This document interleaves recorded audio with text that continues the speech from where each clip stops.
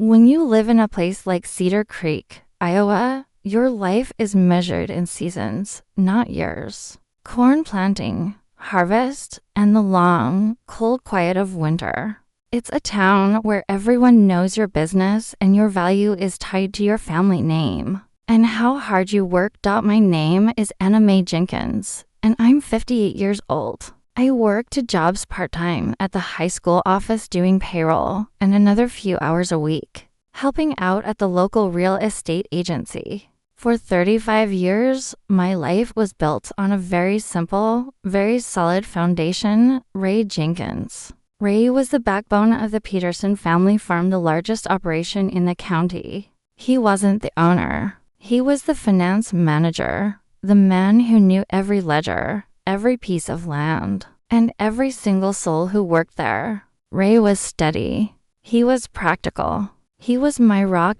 2 years ago, in the middle of a freak late spring blizzard, Ray died. Just like that. A massive heart attack while he was shoveling the driveway. One minute he was complaining about the snow.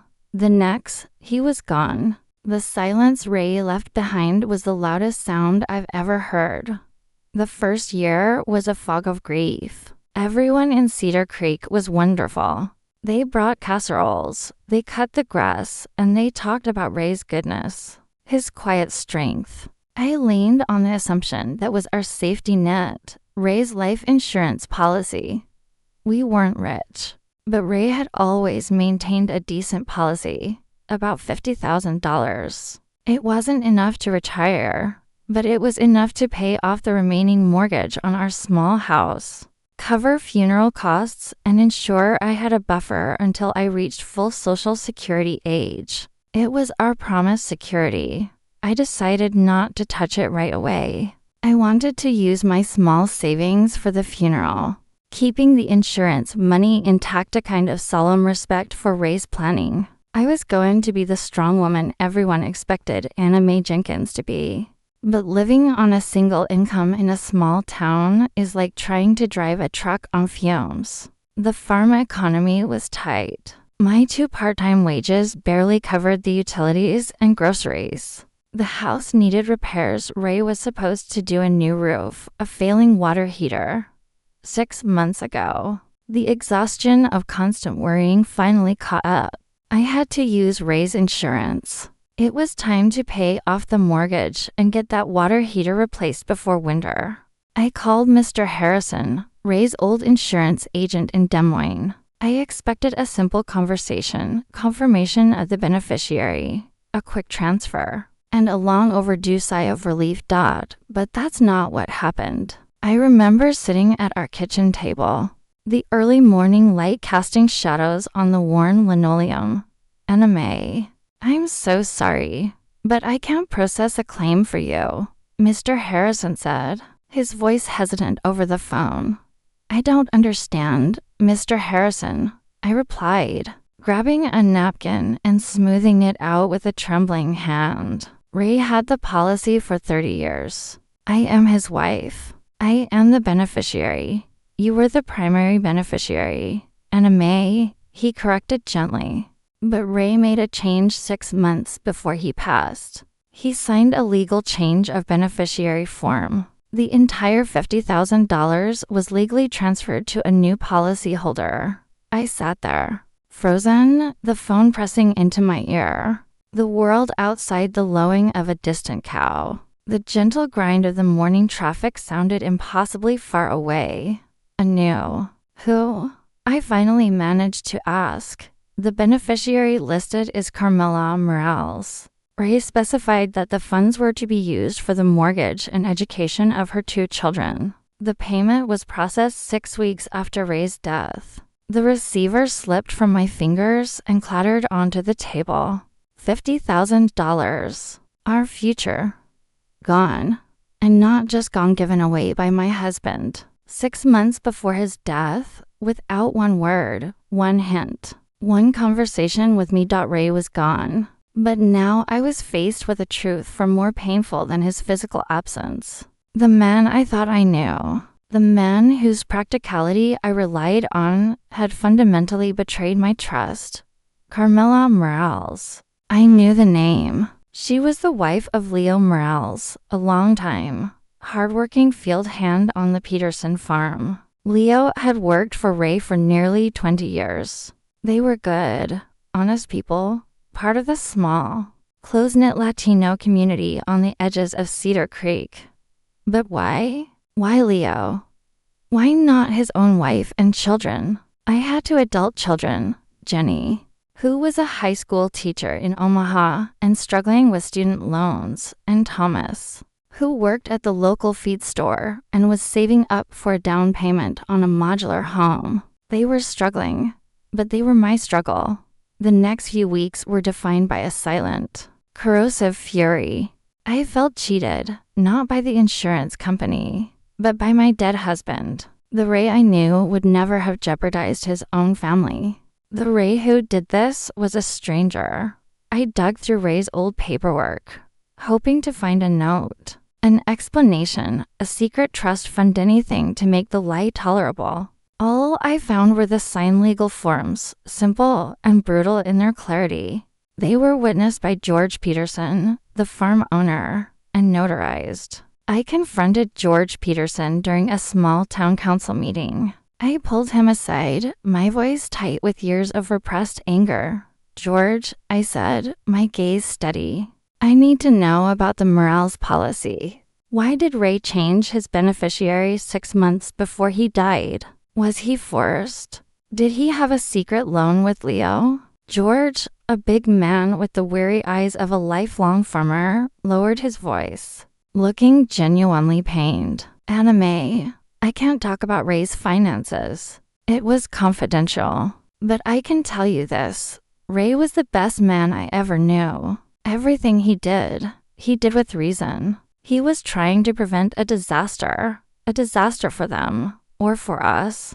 The betrayal felt like a second wave of grief. I had grieved Ray's heart. Now I was grieving his morality. I had to live in this town, maintaining the fiction of our solvency, while inside, I was collapsing under the weight of his secret. The irony was crushing. Ray, the man who handled everyone else's finances, left his own wife financially stranded, all because he decided to play God with his own life insurance. And now, I had to find out the full, devastating reason behind his final, silent act of staggering generosity. I was left with the silence of the farm, and the terrifying knowledge that the foundation of my life had been based on a man I never truly knew. The revelation about the insurance money didn't just hurt. It was a physical punch that knocked the wind out of my financial security and my emotional stability. I had spent 35 years building a life with Ray, believing we operated on total transparency. Now I learned his final act was a lie of staggering magnitude. I had to know the why. Why Leo Morales? What disaster was so immediate, so consuming, that it forced Ray to sacrifice his own family's safety net? I drove to the Morales family home the following week. It was a modest, slightly rundown trailer on the edge of the Peterson property, the kind of housing provided to the farm workers. It was surrounded by a small, meticulously tended vegetable garden, showing Carmela's dedication to making beauty out of scarcity. I parked my old sedan a little way down the gravel road. The air smelled like freshly turned earth and diesel. I knocked on the thin metal door. Carmela Morales answered. She was a woman in her late 40s, with tired eyes, but a warm, quick smile. She looked exactly like a woman carrying too much worry. Beside her stood a teenage boy, Marco, and a younger girl, Elena, both clutching school books. "Anna Mae." "Mrs. Jenkins," Carmela said, her accent soft and musical. "Please, come in. How are you?" I stepped into their small, neat living room. The room was sparsely furnished, but meticulously clean. There was a warmth here that my own quiet, lonely house was missing. "I'm fine, Carmela. Thank you. I actually came here to talk about Leo." I began, trying to keep my voice neutral. Professional, the high school payroll lady, not the betrayed wife. Carmela's smile faltered instantly. She quickly ushered the children into the kitchen and closed the door. She sat across from me on the floral sofa, her hands clasped tightly in her lap. Leo, he misses Ray so much, Anna May, Carmela said, her eyes welling up instantly. They were more than boss and worker. They were brothers, I think. Ray was so good to us. I know they were close, I said. But Carmela, I need to know. What was wrong with Leo? Why did he need Ray's help so urgently? Carmela looked down at her hands, taking a slow, painful breath. Leo has been sick for a long time. Anna May, not just the exhaustion from the fields. It was his lungs. The doctors called it pulmonary fibrosis. They said it was caused by the chemical dust from the fields over the years. By the time they diagnosed it, 6 months ago, they said he didn't have much time. The air in the room grew heavy. 6 months. Ray had changed the beneficiary 6 months before his death. Leo was dying, I whispered, the words echoing the grim finality. Yes, Carmela confirmed, tears running down her cheeks. He was getting worse fast. Ray knew. He saw the bills. We had no health insurance. Anna May, nothing. I was working cleaning jobs. But we were drowning in medical debt. We were going to lose the trailer and the kids. They would lose their school. She looked up at me, her eyes full of a gratitude that felt like a physical weight pressing down on my chest. Ray came here 6 months ago, she continued, her voice breaking. He sat right where you are sitting. He told us he had been doing his own life planning, and he wanted to make sure his friends were taken care of. He said, Anna May and the kids will be fine. They have enough. He brought the papers and told Leo to sign them. He said the money was for life for Marco to go to community college, and for me to pay off this tiny trailer. Ray Jenkins saved us. Anna May, he gave us back our life. She stood up and walked to a small, framed photo on a shelf, a picture of Leo, Carmela, and Ray standing together by a tractor, all smiling, their arms around each other. Ray looked happy, peaceful. He was a hero in this house.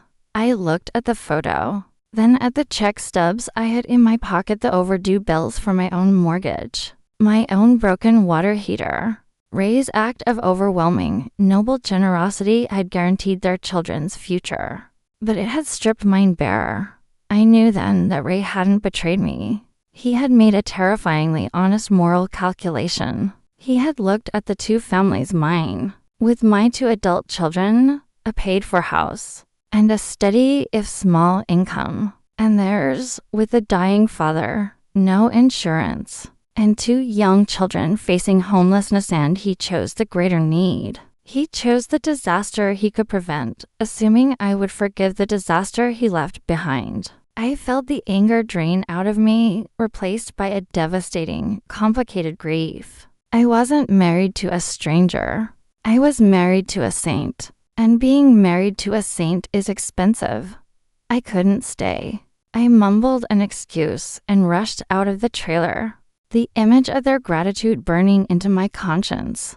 I drove back to my quiet, empty house. I was now faced with my own brutal reality. I had to pay the mortgage. I had to repair the house. And I had to do it without the $50,000. The next few months were a silent struggle. I started taking more shifts at the real estate agency. My coworker, Sue Ellen, noticed how thin and tired I looked. Anna May, are you okay? Sue Ellen asked one afternoon, watching me pour my 3rd cup of coffee. I heard you had some trouble with Ray's insurance. Did they deny the claim? I had to maintain the silence. If I told the truth, Ray's reputation as the steady, ethical man would be ruined. Carmela's security would be threatened. The entire town would debate the morality of a dying man's final decision. Yes, the claim was denied. I lied smoothly. Some technicality about the paperwork. We didn't get a penny. We'll be fine, just a little tighter than expected. The town accepted the narrative of the insurance technicality. They rallied around me quietly, bringing small gifts and offering odd jobs. But the financial struggle was real. I had to sell Ray's pickup truck, the one he loved more than his own fishing rod, just to pay the property taxes. I had to delay the water heater replacement, enduring cold showers even as the Iowa autumn turned brutally cold. Every sacrifice I made was a constant, sharp reminder of the $50,000 sitting 2 miles away. Paying Carmela's bills. My children, Jenny and Thomas, noticed. "Mom, you look exhausted," Thomas said one evening, finding me bent over a stack of bills. "Why are you taking double shifts?" I thought the insurance paid off the house. "No, honey," I lied, forcing a steady smile. "Just the insurance company being insurance companies. We're okay. I'm just trying to save up a little nest egg." I had become the keeper of Ray's secret. I was bearing the economic burden of his noble act, and I had to maintain the narrative of the unfortunate technicality for the sake of 2 families. The Moraleses, who needed the money, and the Jenkinses, who needed to preserve Ray's memory. I wasn't just working to pay my bills. I was working to pay the invisible lease on Ray's conscience. And that, I realized, was a debt I would be paying for the rest of my life. The truth about Ray's final decision was like a splinter deep under my skin. It wasn't visible to anyone, but every time I moved, it burned. I was living in a constant state of internal war. The wife in me felt betrayed and angry, but the woman in me knew Ray had been a hero in the Morales home. The economic reality was brutal. Ray's $50,000 was saving Carmela's trailer and putting her son through community college, while I was sitting in a house with a mortgage I now had to pay alone and a water heater. That was officially dead. Taking cold showers in an Iowa winter is a physical metaphor for grief. It's shocking, painful, and it never truly warms you up. I kept up the fawade in Cedar Creek. I would tell the ladies at the church potluck, "Oh, the insurance claim? Just a dreadful technicality. Lawyers, you know how it is." I protected Ray's memory, maintaining his image as the reliable, ethical finance man. But every compliment they paid him felt like a subtle, cruel mockery of my sacrifice. My most complicated relationship was now with Carmela Morales. We saw each other everywhere, at the grocery store, at church, at the one small park in town. Carmela was always effusive, her gratitude overflowing.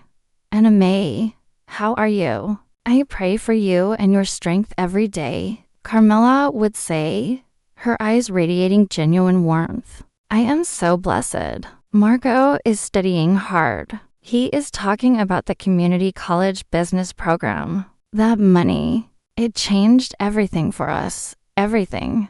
I would smile, a tight, artificial movement of my facial muscles. "That's wonderful, Carmela." Ray always thought highly of Marco. The words felt like ash in my mouth. I wanted to scream. That money was for my mortgage. That money was for my children's safety. Your blessing is my ruin. But I couldn't. I was trapped by Ray's nobility. I was leasing my own security to her family, and the rent was my silence. The true, visceral turning point came in the place where I worked, the high school. I sat in the payroll office, surrounded by filing cabinets and the smell of stale coffee. Marco Morales came in one Tuesday afternoon. He was wearing a neat, clean shirt, carrying a warm backpack, and his face was bright with purpose. He wasn't the tired, nervous boy I remembered. He was focused. "Mrs. Jenkins," Marco said, politely waiting at my desk. "I need a copy of my final transcript and some enrollment verification for Des Moines Area Community College. I got accepted. I start in the fall." I looked at his form. His tuition was paid. His books were covered. All $50,000 wasn't a sudden, lavish gift. It was a slow, deliberate drip feed of security that ensured a family could rebuild after devastation. That's wonderful news, Marco, I said, genuinely meaning it for the first time. Your father would be so proud. He was proud, Mrs. Jenkins, Marco replied, his voice thick with emotion. He knew. Ray, your husband, he came and talked to me before everything. He said he was making sure I had the foundation to build my life. He said, your dad did the hard work, son. This is your chance to do the smart work. That money wasn't just cash, Mrs. Jenkins. It was hope. It was a second life for my mother. As he walked out with his papers, I slumped back in my chair. The anger hadn't vanished, but it had curdled into something far more complex, respect. Ray hadn't just given away money. He had funded a legacy. He had used his last asset to break a generational cycle of poverty for a family he cared about deeply. If I had the money, I would have paid off my mortgage and breathed easier. Marco would be working on the farm, still fighting the dust in his lungs. Ray chose the larger good. That realization was my new burden. But respect doesn't pay for roof shingles. The financial pressure mounted until it became physically threatening. That spring, Iowa had a brutal hailstorm. I woke up to the unmistakable sound of dripping water, not in the bathroom, but right in my living room. The roof Ray was supposed to fix had failed catastrophically. A professional estimate put the necessary roof repair at $12,000, a price tag I couldn't even dream of covering. If I didn't fix it, the internal damage would ruin the house, and I would lose everything Ray and I had built. I called the local bank for a home equity loan, but without a full-time, guaranteed income, and with the mortgage still standing, they politely laughed me off the line.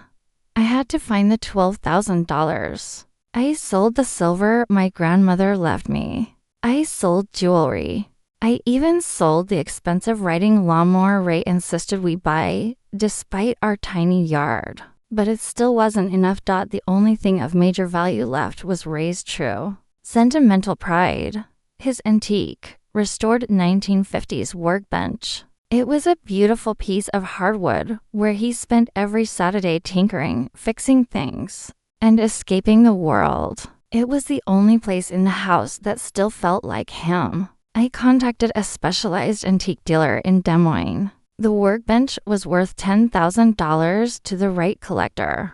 Selling it meant erasing the last physical footprint of Ray's personality from our home. I remember standing in the garage, running my hand over the smooth, worn wood. I could almost hear him humming, smell the faint scent of motor oil and sawdust. I felt tears of pure, physical loss streaming down my face. I was selling his memory to pay for a roof that would shelter me from a disaster he had ironically created. Before making the final call, I knew I needed one last confrontation, not for the money, but for my sanity. I needed George Peterson to confirm that Ray was sane, not desperate, when he signed those papers. I drove out to the Peterson farm office. George was filling out invoices, the harsh fluorescent lights reflecting off the stacks of paper. George, I sold the workbench today, I said, my voice flat. I need the money to fix the roof. The insurance denial is killing me. George looked up, his face full of quiet sympathy. Oh, Anna Mae, I'm so sorry. No, don't be sorry, I insisted. Tell me the truth, George. Did Ray seem right? Why did you let him sign away everything? Did he think he was dying? George sighed, pushing his glasses up his nose. Ray knew about Leo's lungs. The doctor told Leo he might not make it 6 months. Ray was terrified for Carmela and the children. Ray always looked at things in the long term. Anna Mae, he knew you had the house. You had the pension. You had the good job at the school. He knew you were strong enough to take the hit. George paused, his eyes serious. He told me, George, Anna May will be mad, but she will survive. Carmela will lose everything. My debt is to them. He made a choice. Anna May, a choice between security and devastation. He knew you were the strongest person in his life. He bet everything on your strength. The truth hit me. Ray's final act was not one of betrayal, but one of absolute confidence in my strength. He used my resilience as collateral. He made the heroic choice, knowing that I would ultimately pay the price and keep the secret for him. I had my $12,000 for the roof, but I paid for it with Ray's last physical remnant. I fixed the roof, I secured the house, but I felt a permanent, cold emptiness where the workbench used to sit. I was strong, yes, but no one had ever asked me if I wanted to be that strong. The memory of Ray's workbench, the solid, honest wood, was the final ghost I had to lay to rest. I sold the last physical piece of him, the piece that smelled of sawdust, and gave him peace, to pay for the roof over my head. The truth of Ray's last act was now physically manifested in my life. His nobility saved another family, and my resilience paid the bill. The house was secured. The mortgage was still standing, and I was still standing, too. But the cost was immense. I spent the next year maintaining the invisible lease. I continued to tell the town the story of the insurance technicality. I continued to take extra shifts, pouring my exhaustion into spreadsheets at the school and open house flyers at the real estate agency. I had to pay down the small, high-interest loans I took out to cover the immediate expenses before the roof money came through. The strange thing about living with a massive, benevolent lie is that it forces you to become the person the hero believed you could be. Ray had bet his final asset on my strength, and I couldn't let him lose that bet. My children, Jenny and Thomas, noticed the changes, but I deflected their worry with practical tasks. Mom, you never used to worry about the grocery bill, Thomas mentioned one Sunday dinner. Well, Thomas, I replied, forcing a lightness into my tone. Your father was the finance guy. Now I am. And I'm finding out that a dollar bill has a lot of places it wants to go. It just means we're more mindful now. I had to be mindful. I became obsessed with frugality, turning off lights, clipping coupons, wearing my clothes until they were threadbare. The $50,000 wasn't a loss. It was a constant, phantom expense that dictated every single choice I made. My relationship with Carmela Morales remained the most complex emotional tightrope walk. She started bringing me fresh vegetables from her garden, tomatoes, zucchini. Small, humble gifts that were the only thing she truly had to give. Anna May, please, take these. From our garden, Carmela would insist. They are organic. They are the least I can do. I couldn't refuse the kindness. But every plump tomato felt like another small repayment on the invisible debt. I started seeing the Morales family not as thieves, but as the living, breathing, desperately needed result of Ray's sacrifice. I saw Marco Morales graduate from community college. I saw him standing tall in his cap and gown, giving a small, earnest speech about how his father's values and a miraculous gift had allowed him to get an education. I was sitting in the back row, weeping silently, not for my loss, but for his gain. That moment, seeing the direct, unassailable good that came from Ray's secret, finally fractured my anger. I still didn't completely forgive Ray. The wife in me knows he should have told me. He should have given me the choice. But the woman in me had to admit that if he had given me the choice, I might have chosen my own security, and Marco might not be standing there. Ray had sacrificed my short-term peace for his long-term moral code. The final act of acceptance came unexpectedly. On the second anniversary of Ray's death, I drove out to the small, quiet cemetery on the hill outside Cedar Creek. The air was crisp, the sky a huge, perfect Iowa blue.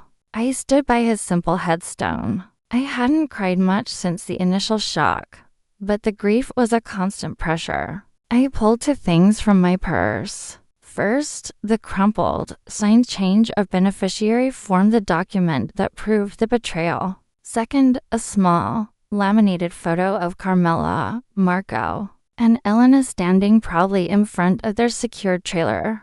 I looked at Ray Stone. "You were a fool." "Ray Jenkins," I whispered, the words catching in my throat. "A reckless, foolish man who made a $50,000 decision without consulting his wife. You left me with a debt, not of money, but of silence, and it nearly ruined me." I held up the beneficiary form. "I could have fought this. I could have exposed you, demanded the money, and taken their security, but I didn't. I paid the bill. I sold your workbench." Then I held up the picture of the Morales family. "But look at them, Ray." I continued, tears finally falling, warm and wet on my cold cheeks. "Look at what your foolishness bought. You didn't just save their house. You gave them dignity. You made me the collateral, Ray, because you knew I was the only person strong enough to hold the line. You bet on my strength. I didn't bury the insurance form. I kept the secret, but I took a pair of scissors from my purse and cut the picture of the Morales family in half, keeping the half with the children. I drove home lighter than I had been in 2 years. I realized I was no longer a victim of Ray's decision. I was a partner in his final, great act of charity. My life was now built on the invisible Lisa secret contract, where my strength served as the collateral for a stranger's well-being. I still work those 2 jobs. I still worry about the bills. But now, when I see Carmela at the grocery store, I smile a real smile. I know the truth, and I know the cost, and that, for a woman in Cedar Creek, Iowa, is the only security that truly matters.